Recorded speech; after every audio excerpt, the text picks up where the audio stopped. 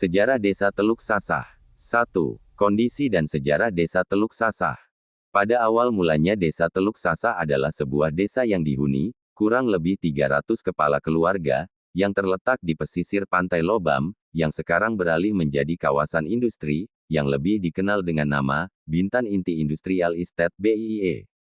Seiring berjalannya waktu, pada sekitar tahun 1990, lahan pemukiman masyarakat Desa Teluk Sasah telah diganti rugi oleh pihak pengembang, dan masyarakat Desa Teluk Sasah dipindahkan ke daerah yang sekarang lebih dikenal dengan nama Kapling, yang berjarak lebih kurang 4 km dari pusat kawasan industri BIE.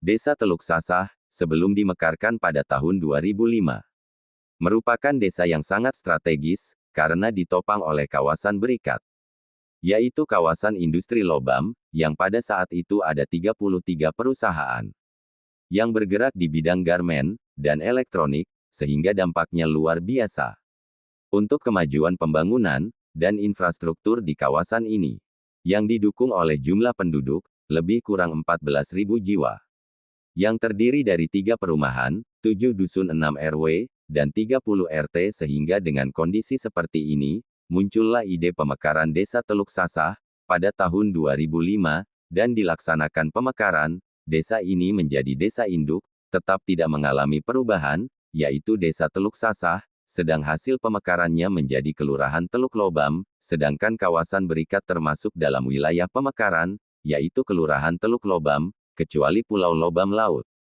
Sebelum menjadi Desa Teluk Sasah, pada tahun 1910 sampai dengan 1949, kawasan Lobam belum mempunyai pimpinan desa, yang ada pada saat itu hanyalah ketua kampung bernama Bapak Batin, yang tinggal di Kampung Mengkilu, di mana pada saat itu, penduduknya sebagian besar etnis Melayu, yang bertempat tinggal di tepi kuala sungai, yang dinamakan Sungai Mengkilu.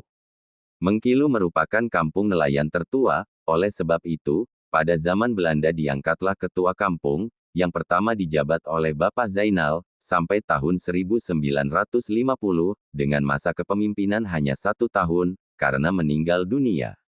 Sepeninggal Bapak Zainal, kepemimpinannya digantikan oleh anaknya, bernama Adik yang hanya memimpin selama 1 tahun yaitu 1950, sampai dengan 1951 dan digantikan oleh Bapak Taup. Dalam masa kepemimpinan Bapak Taup, beliau mengangkat ketua kampung yang berada di darat, yaitu Bapak Haji Abdul Ghani pada tahun 1954. Dengan alasan batas wilayah, Sungai Buaya, sampai dengan pantai sudah banyak penduduknya, maka pemerintahan yang dulunya berada di Lobam Laut, dipindahkan ke Lobam Darat, dengan nama Kepenguluan Lobam Darat, serta mengangkat sekretaris kampung, yang bernama Atmo Pawiro. Pada tahun 1954, Bapak Haji Abdul Ghani meninggal dunia, digantikan oleh sekretarisnya, Bapak Atmo Pawiro yang dimulai tahun 1954, sampai dengan 1974. Di masa kepemimpinan Bapak Atmo Pawiro inilah, Kepenguluhan Lobam Darat diubah namanya menjadi Desa Teluk Sasah. Nama Teluk Sasah diambil dari sungai yang membatasi antara Lobam dengan Mengkilu. Sungai tersebut bernama Sungai Sasah, dan bermuara di ujung pantai Teluk, maka dengan kesepakatan bersama masyarakat, kedua nama itu dipadukan menjadi nama desa yaitu, Desa Teluk Sasah. Kondisi sungai tersebut sekarang tinggal kenangan, karena sudah ditimbun sebagai sarana helipad. Dan posisinya lebih kurang 50 meter dari lapangan tersebut, berhubung di wilayah ini akan digunakan sebagai kawasan industri, maka pada tahun 1992, pada masa kepemimpinan Kepala Desa Bapak Ahmadi, dipindahkanlah Desa Teluk Sasah ke kawasan Tanjung Uban Selatan, tepatnya di Kampung Harapan, dengan harapan, masyarakat Teluk Sasah mempunyai harapan kehidupan yang baru, setelah wilayahnya digunakan untuk kawasan industri.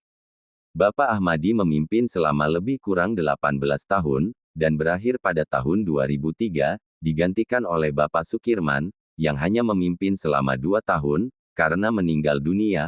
Pada tahun 2005, ditunjuklah PJ Kades Bapak Aswar, untuk menjalankan roda pemerintahan desa, lebih kurang selama 1 tahun, sambil menunggu terpilihnya kepala desa definitif, dan terpilih Bapak Zainal, dengan masa jabatan kurang lebih 5 tahun.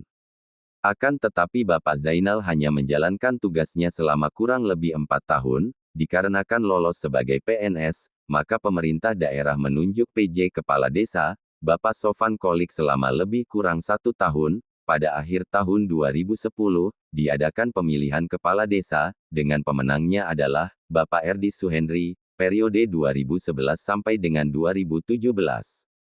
Sehubungan ada peraturan pemilihan Kepala Desa serentak, maka pemerintah daerah menunjuk PJ Kepala Desa Teluk Sasa Ibu Nur Halimah untuk sementara waktu, sambil mensukseskan pemilihan Kepala Desa Teluk Sasa tahun 2018, dan terpilihlah Bapak Suhairi periode 2019 sampai dengan 2025.